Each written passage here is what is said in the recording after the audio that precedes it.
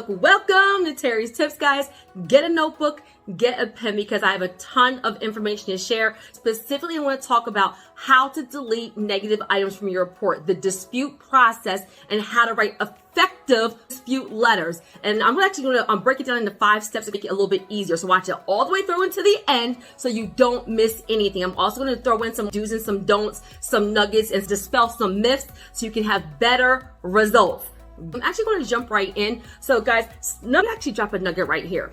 If you have watched any other video, right, and they tell you to use their template letter, to buy a template letter, they have a whole bunch of template letters for you to use, pause. You already know you're listening to an amateur. I'm gonna say it just like that, guys. These blanket, mediocre, average, dispute template letters do not work. They're ineffective. That's why you all are frustrated. You watched a million videos and you still have negative items on your report. So tug it right here. In this video, I'm going to teach you how to write your own letters. It's not that hard. And more importantly, the template letters do not work. That's why y'all are watching this video. So step number 1, guys, is to get a copy of your report, a consumer disclosure copy from annualcreditreport.com. Now pause. This is not a fluff step. Literally, you need specifically that copy. It is the most comprehensive copy you will ever get. It is the only website authorized by the Federal Trade Commission to give copies of reports to consumers. You need this copy to do an effective personal sweep, which is one of the steps. It's the only copy that has this information. They have to give you everything in their files.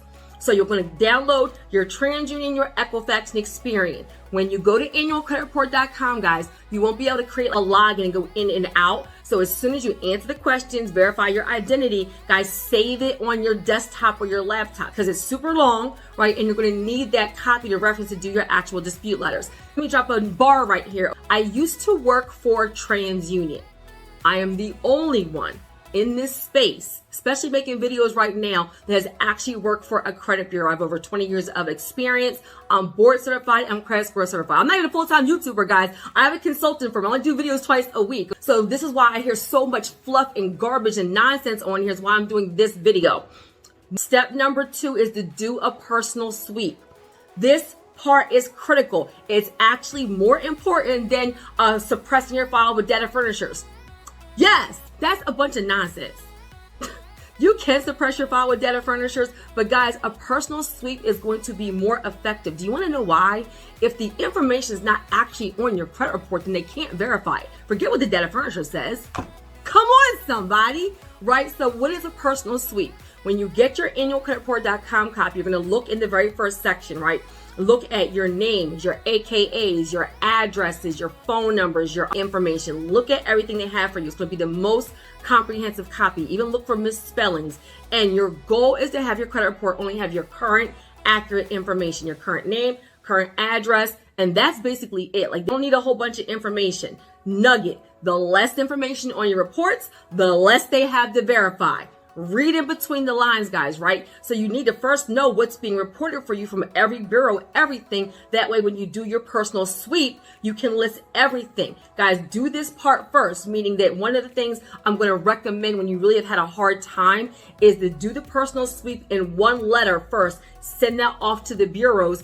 Get confirmation that inaccurate, outdated, unfair name, addresses, misspellings, AKAs are off of your report, and then do your disputes.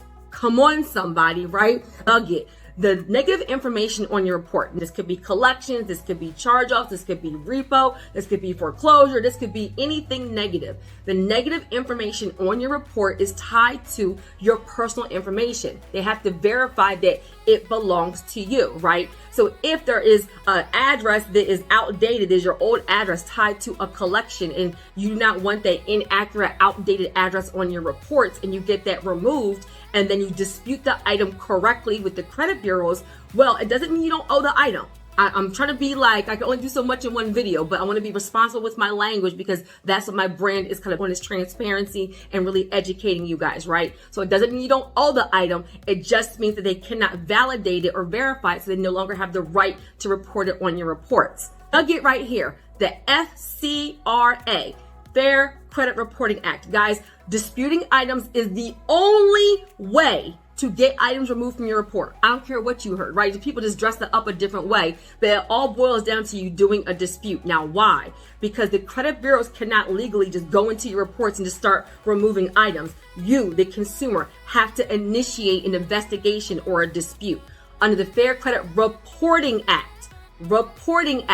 This just means you're challenging items that you feel, the consumer, is unfair, outdated, false, inaccurate, right? And it's your right underneath the FCRA to challenge anything on your reports. Guys, it's law. It's burden of proof, right? So if you challenge something the right way, then the credit bureaus, either if they're able to verify it and it's a valid item, it stays on. And if they're not able to verify it or it's an invalid item, it gets deleted. The personal sweep, you want to make sure your credit report is super clean. It's your name, your address, and that's it. You don't even need a bunch of phone numbers. You don't need a bunch of information. The less information, the better, right? You're doing that in writing to the credit bureau. The very next step is then after you do your personal sweep, you're sending that off to the bureaus. And when you send it off to the bureaus, provide 2 forms of ID. How many, Terry? 2 forms of ID showing your current name and your current address. I recommend your driver's license and utility bill. If your driver's license does not have your current address, y'all make me weak with this, then don't send that. But your driver's license, your utility bill showing your name and your address, you're sending it and you're saying, hey, I am Doe. I'm Jane Smith, and I live at 123 Lane. And here is my current name, current address, my date of birth, my social. You need to provide that because you need the credit bureau to actually be able to pull up your reports, okay? Then here is proof of who I am. This information is inaccurate and list whatever names, whatever AKAs, any misspellings, any previous addresses, any employment information, any phone numbers, anything that is invalid, outdated that you want off of your reports tied to negative information as well. Write a letter, let them know exactly what you want to remove. You can't say remove previous addresses. No, you have to list everything out, guys. Get a notebook, get a pen, spend 1 hour, write the best dispute letter ever. It will make you set thousands and save you thousands, okay? Personal sweep off, wait for confirmation back of what has been actually removed before you actually do your dispute letter. That will help you get a better result. I'll get right here. Do not do your disputes over the phone. Do not do them online. I don't care if it takes a little tiny bit longer. It doesn't take long to write 1 letter and send it off, guys, because they'll probably respond to you like a week or 2 weeks, even though they have 30 days by law, because even just challenging the personal information is still considered like a dispute. Anytime you're sending anything to the bureaus, it's considered a dispute when you're challenging or updating something. Step number 3, right, is while the personal dispute is kind of like the sweep is off, right, you're waiting for the information to come back. I want you to go through your reports, and guys, I don't care if you have to highlight all the negative items. Like, look at your actual reports. Look at the accounts. What things are negative? What do you actually need to dispute? List the company's name and account number and what it is you're disputing and what you want the outcome to be, right? So go through and everything you want to dispute, kind of that list, highlight it on your reports if you need to, okay? The next step is writing the actual letter. Do not use a template letter. I'm telling you what I know, okay? And guys, the definition of insanity is doing the same thing over and over again and expecting different results. So if you've been using template letters in credit repair for months and months and months and you still have negative items, then I don't need to say anything else. Come on, somebody, okay? Get your own Word document or a piece of notebook paper if you have to. You can handwrite it or it can be typed. And you're going to write, and mind you, I'll put a link in the description for a sample letter from the Consumer Protection Bureau. I used only authorized documents, meaning it gives you a sample outline of what to actually include from the actual Consumer Protection Bureau, but it's not a template letter for you to copy, okay? Less information, the better. Make it simple. In the actual, get a piece of paper, write, your current information, again, right? Name, address, social, date of birth, form of ID. You're still going to do that because now you're disputing the accounts.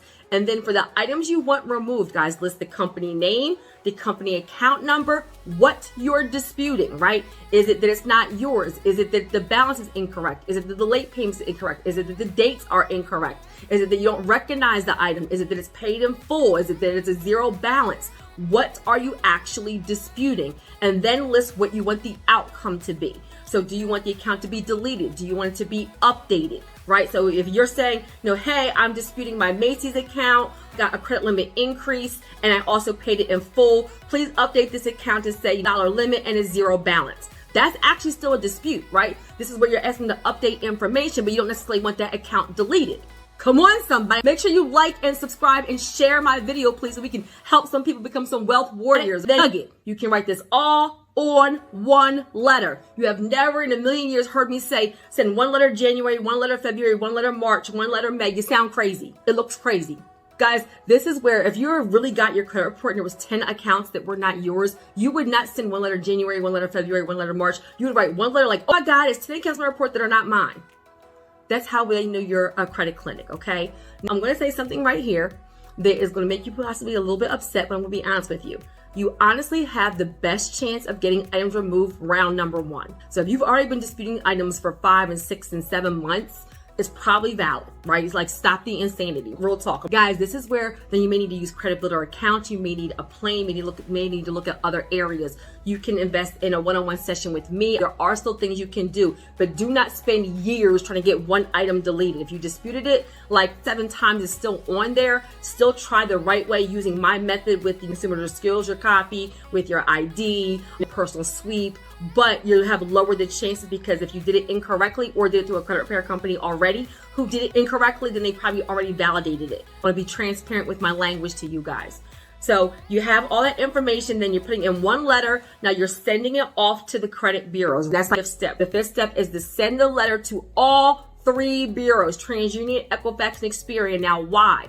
The bureaus are competitors. They do not share information. So if something gets deleted from TransUnion, that doesn't mean it's going to be deleted from Equifax or Experian. Remember, the credit bureaus are privately owned entities, but they are governed by government agencies like the Consumer Protection Bureau, the Federal Trade Commission. So because of compliance, they can't just say, okay, this bureau deleted it, I have to delete it. No, they have to do their own dispute process and document that. So send the letter, write one letter, make 3 copies into all 3 bureaus, send 2 forms of ID, send it certified. That way you can track when they got it and they have 30 days by law to respond to you. And then when you get the results, it's either going to say updated or it's going to say deleted or it's going to say it stayed the same. Lastly, there's other ways to increase your score if you have a valid negative item that will not be removed. Do not fret. There are ways that you can get there. Nobody should be working on their credit report for more than 3 to 6 months. I'm going to just leave that right there. Okay, if you need help, follow me, subscribe, and I would be happy to help you.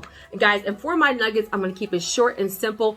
Stop using shortcuts and expecting a great result. Guys, when you do it quick and fast, that's why you don't have the results that you want. So anything worth having is worth working hard for. I really simplified it in 5 steps that weren't really too hard, guys. So all you need to do is just do a couple of things the right way. Once you do it the right way one good time, then you never have to do it again. So put in the work to have the results that you need, and honestly, leveraging your credit to build wealth, which is my thing, can equal 5 and 6 and 7 figures for you. So the next video you want to watch is how to create passive income and why. Because many credit issues start as what? An income issue. So I will link that video, and I can't wait to celebrate your success.